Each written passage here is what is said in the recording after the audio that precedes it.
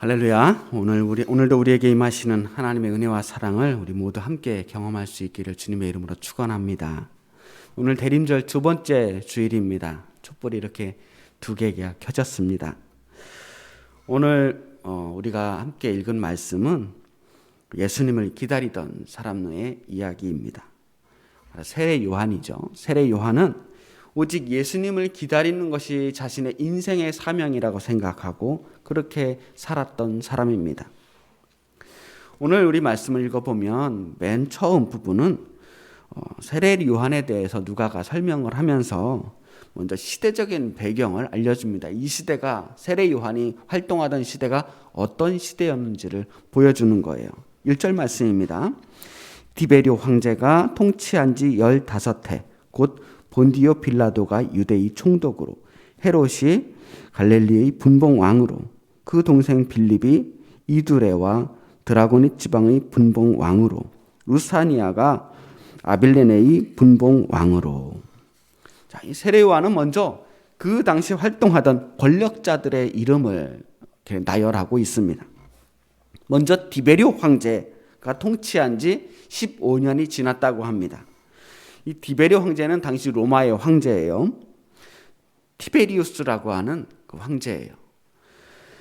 티베리우스는 카이사르와 옥타비아누스에 이어서 로마의 세 번째 황제로 일을 했던 사람입니다. 로마 제국의 기틀을 세운 왕이라고 할 만큼 아주 정치를 잘한 황제라고 알려져 있습니다. 하지만 그만큼 식민지 국가에 대해서만큼은 좀 가혹했던 사람이기도 합니다. 자, 티베리우스가 다스린 지 15년이다라고 하는 것을 연도를 따져보면 정확한 연도가 나오죠. 서기 29년입니다. 서기 29년에 있었던 일입니다. 이 시대에 이스라엘 지역을 다스리는 분봉 왕이 나와요. 왕은 왕인데 황제가 임명해서 요 지역만 다스려라 하고 세워진 조그마한 왕입니다. 로마는 이스라엘을 그 당시에 4지역으로 나누어서 그곳에 4명의 분봉 왕을 세웁니다. 사실 말이 왕이지 유대 지역의 그 행정관 정도, 요 조그마한 지방 하나 좀 다스려 봐라 하고 말하는 행정관 정도라고 생각하시면 되고, 사실은 이스라엘 지역의 실질적인 지배는 여전히 티베리우스 왕이라는 사실을 알아야 합니다. 그리고 또 이어서 안나스와 가야바 2명의 대제사장 이름이 등장합니다. 2절 말씀에 안나스와 가야바가 대제사장으로 있을 때, 자, 근데 대제사장은 원래 1명이어야 하거든요. 근데 왜 2명의 대제사장이 이름을 붙었을까? 원래 이 대제사장은 큰아들에게 대대로 물려주는 세습직이에요.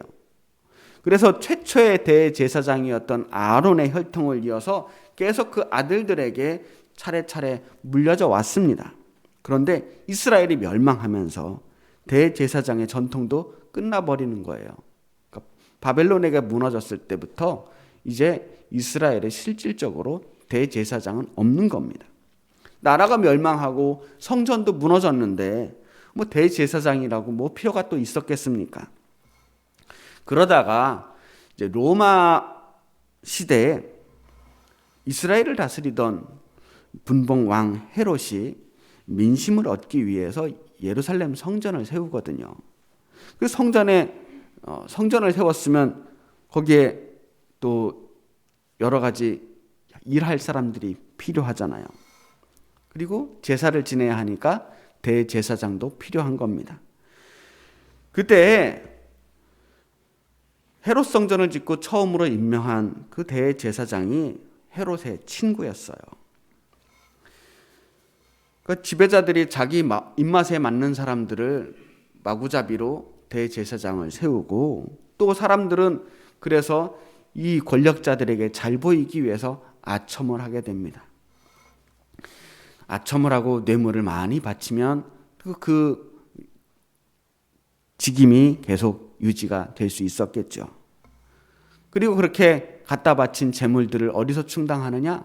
성전세를 받고 뒤에서 또 다른 뇌물을 받으면서 부를 쌓고 거기에서 권력을 얻는 거예요. 자, 이 대제사장들은 그렇게 자신들이 아첨한 결과로 산헤드린이라고 하는 의회를 또한 자기가 실질적으로 주도하면서 막강한 권력을 얻게 되기도 합니다. 안나스라고 하는 사람 역시 그렇게 총독에게 대제사장으로 임명받은 사람 중에 한 사람이에요. 서기 6년에 대제사장에 임명된 안나스는 9년 동안 대제사장을 해요. 그리고 그 안나스의 아들들이 5명이 있었는데 이 5명이 짧게는 3개월, 길게는 4년 동안 계속 대제사장의 일을 이어받게 됩니다. 그리고 나서 또 마지막에 안나스의 사위 가야바라고 하는 사람이 또 대제사장을 하게 돼요. 오늘 여기에는 안나스와 가야바 두 사람만 나왔지만 사실 안나스와 가야바를 비롯한 이 안나스 가문의 사람들이 그 당시에 계속해서 대제사장을 세습하며 권력을 누려왔어요. 세례 요한이 활동하던 시대가 이런 시대였다라고 몇 사람의 이름을 열거함으로써 사람들은 다 눈치를 챘어요. 아, 이런 시대였구나. 이 사람들이 살던 시대, 우리 다 알고 있어. 로마 제국의 하수인이 된 유대의 총독과 대제사장들이 백성들에게 온갖 세금을 먹입니다. 그렇게 가난한 사람들을 마치 마른 오징어 쥐어짜듯이 꽉꽉 짜서 그것으로 자기의 배를 불리고 그리고 또 로마에게 계속해서 뇌물과 상납을 하면서 권력자들에게 아첨을 하고 권력을 유지해오는 것. 이것이 그 당시 로마 지배하에 있던 사람들이었어요. 그러니 얼마나 백성들의 삶이 힘들었겠습니까? 너무나도 힘들고 지친 그 백성들이 바라는 것은 오직 하나, 빨리 이 세상이 뒤집어졌으면 좋겠다. 하루빨리 자신들을 구원해줄 메시아가 나타나서 우리를 구원했으면 좋겠다라고 하는 바램들만 있었던 것입니다. 그들에게 있어서 그리스도 예수, 그리스도 메시아를 기다리는 것은 정말로 절박하고 간절한 기다림이었어요. 그리고 대림절은 그 기다림의 절기입니다. 그 간절한 기다림 속에서 하나의 소식이 들려와요. 하나님의 말씀이 빈 들에서 사가랴의 아들 요한에게 임한지라. 세례 요한은 사가랴의 아들이에요. 사가랴는 제사장이었습니다. 대제사장까지는 아니고 그냥 레위 지파의 제사장 가문에 있던 사람이었고, 그래서 그 제사장 일을 그냥 맡아서 하고 있는 사람이었습니다. 또한 세례 요한의 어머니 엘리사벳은 예수님의 어머니와 친척지간이라고 알려져 있습니다. 세례 요한은 예수님보다 딱 6개월을 먼저 태어나요. 그리고 세례 요한이 받은 사명, 태어날 때 받은 사명은 주님의 오실 길을 예비하는 것이었습니다. 성경에서 세례 요한이 어린 시절을 어떻게 보냈는지는 알려주지 않습니다. 중요하지 않기 때문이겠죠. 세례 요한의 이야기는 본격적으로 빈들에서부터 시작합니다. 세례 요한이 빈들에 있을 때 하나님의 말씀이 그에게 임하였다라고 말하는 거예요. 분명히 세례 요한은 제사장의 아들, 사가랴의 아들이었는데 아버지의 뒤를 이어서 제사장 일을 하지 않고 빈들로 나갔어요. 빈들은 유대의 광야를 말합니다. 요한은 제사장의 아들이면 당연히 얻을 수 있었던 그 제사장으로서의 삶을 포기하고 빈들로 광야로 먼저 나갔습니다. 그리고 그곳에서 하나님의 말씀을 받아요. 그의 차림새를 한번 볼까요? 마태복음 3장 4절의 말씀에 요한의 차림새를 이렇게 표현합니다. 이 요한은 약대 털옷을 입고 허리에 가죽들을 띠고 음식은 메뚜기와 석청이었더라. 약대 털옷은 질기고 튼튼해서 오래 입을 수 있는 그 당시 시골 사람들이 흔하게 입던 그런 옷이었습니다. 허리에 가죽띠를 띄었다라고 하는 것은 원래 종의 모습을 상징하는 것이라고 하는데 그냥 광야에서 험하게 살던 그러한 사람들의 일상적인 모습이었어요. 그곳에서 세례 요한은 메뚜기와 석청을 먹었다고 했어요. 석청, 꿀이에요. 그런데 사실 광야에는 메뚜기도 흔하지 않고요. 꿀도 흔하게 볼 수 있는 음식이 아닙니다. 그것만 먹고 산다는 게 말이 되지 않아요. 그래서 성서학자들은 이 메뚜기 약꿀이 번역이 잘못된 것이다. 메뚜기는 쥐엄나무 열매, 꿀은 대추야자 열매로 번역하는 것이 맞다라고 말합니다. 쥐엄나무는 히브리어에서 메뚜기 나무라고 부르기도 한다는 거예요. 그 이름이. 그리고 대추야자는 아주 달콤해서 중동 지방에서는 꿀 대용으로, 달콤한 음식의 대용으로 대추야자 열매를 사용한다고 합니다. 어찌됐든 세례 요한은 이 광야에서 아주 허름한 옷을 입고 허름한 음식을 먹으면서 그렇게 아주 가난하게 소박하게 살고 있었습니다. 모든 기득권을 다 버리고 성전을 떠나서 광야에서 오직 말씀 전하는 일만 하면서 그렇게 살았다라고 하는 것이에요. 그래서 사람들은 요한이 광야에서 무엇을 했는가, 왜 광야에 있었는가를 살펴보면서 그 당시에 아주 금욕적인 공동체, 금욕적인 신앙 공동체를 이루고 있던 쿰란의 에세네파 공동체라고 하는 공동체가 있었어요. 철저하게 금욕적이고 아주 경건한 삶을 살려고 노력했던 무리들이었습니다. 이 세례 요한이 에세네파에서 훈련을 받았거나 그들과 아주 밀접한 관계에 있었던 사람이었을 것이라고 말합니다. 자, 그리고 3절 읽어볼까요?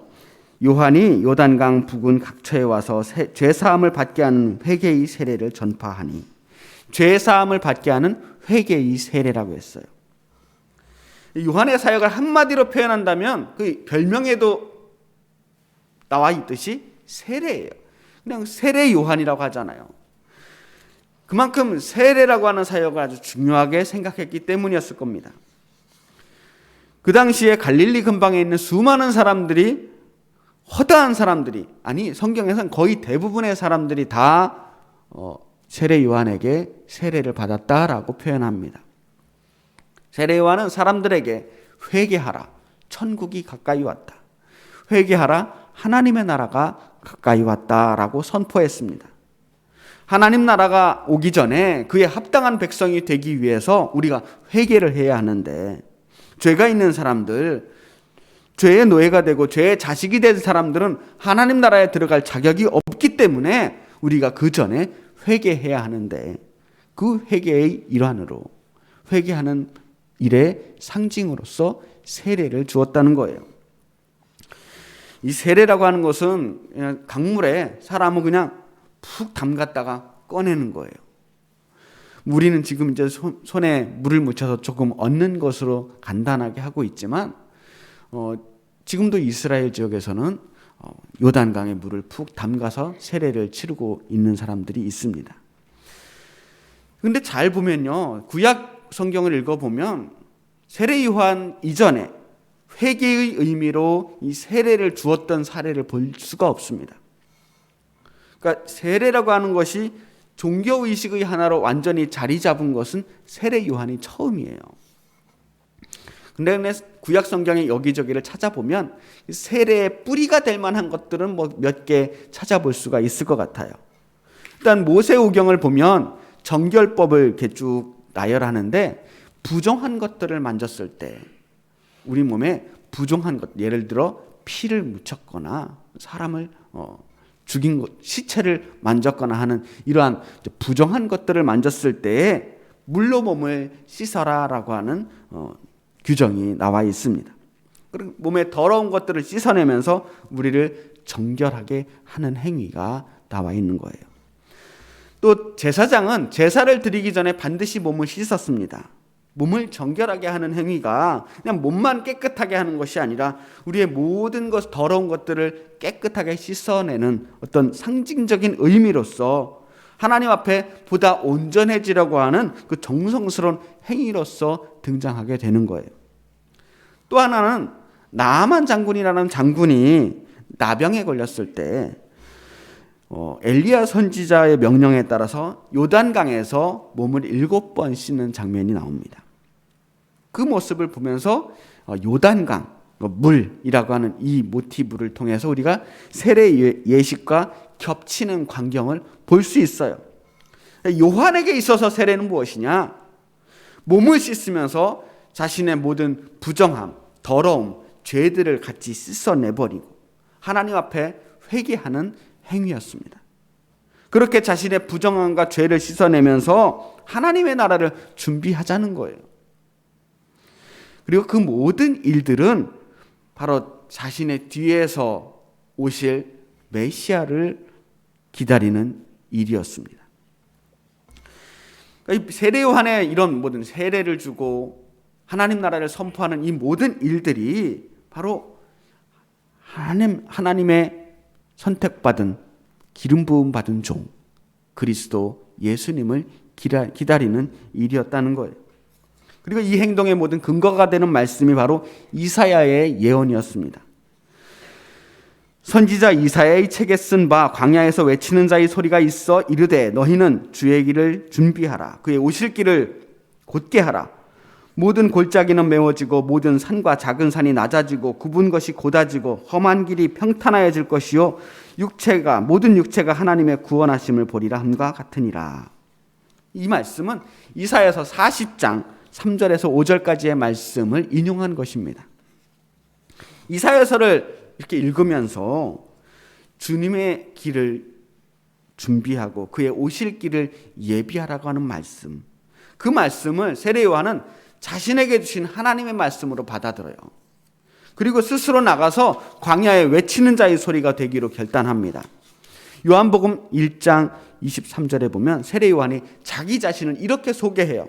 이르되 나는 선지자 이사야의 말과 같이 주의 길을 곧게 하라고 광야에서 외치는 자의 소리로다.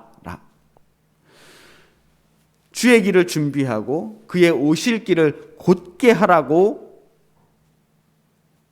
광야에서 외치는 자의 소리라고 자기 스스로를 규정합니다. 제가 지난주에 말씀드렸듯이 이스라엘 사람들에게 있어서 메시아 그리스도는 왕이에요. 왕. 이스라엘을 다스릴 왕.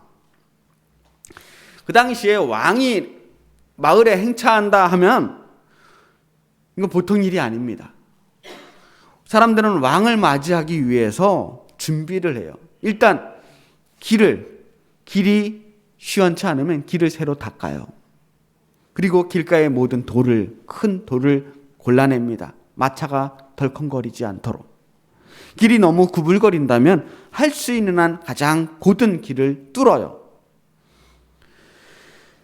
당연히 길에 패이는 모든 웅덩이들은 깨끗하게 메워냅니다. 돌이나 바위는 말할 것도 없어요. 그렇게 왕이 평평한 길을 편안하게 올 수 있도록 평탄 작업을 하는 겁니다. 오늘날로 말하면 아스팔트 포장 까는 거예요. 제가 군대 얘기 잘 안 하는데 제가 군대에 있을 때 하나의 경험이 있었습니다. 훈련식 퇴소식 때 하필이면 육군 참모총장이 온다는 소식을 듣게 됐어요. 그러니까 난리가 난 겁니다. 훈련소의 모든 길에 있는 돌멩이들을 다 치워냅니다. 청소를 하다 어디까지 했냐면 혹시 헬기를 타고 오다가 볼까봐 이 군대 막사의 천정까지 지붕까지 전부 도색을 다시 했습니다. 불과 30년 전에 그랬단 말이에요. 그런데 하물며 왕이 있던 시대에 오죽했겠습니까? 그 왕이 오실 길을 평탄하게 깨끗하게 준비하는 일은 당시의 사람들에게서는 엄청나게 중요한 일이었단 말이에요. 세례 요한과 즉 이사야는 지금 같은 메시지를 전하고 있는 겁니다. 지금 왕을 기다리는 사람이라면, 메시아를 기다리는 사람이라면 그렇게 멀뚱멀뚱 앉아서 아유 예수님 오셨습니까? 그리스도 오셨습니까? 라고 그렇게 앉아서 기다릴 수 있는 노릇이 아니라는 거예요. 왕이 오실 길을 준비해야 된다는 겁니다. 그의 오실 길을 곧게 하고 평평하게 하는 작업을 해야 하는 것입니다. 메시아를 기다리고 하나님 나라를 기다리는 사람이라면 마땅히 주님을 맞이할 준비를 해야 한다는 거예요. 요한이 선포하는 그 메시지의 핵심, 이 회개의 메시지는 주님의 길을 준비하라는 겁니다. 사람들은 습관처럼 주여 어서 오시옵소서, 주님 어서 오시옵소서라고 말합니다.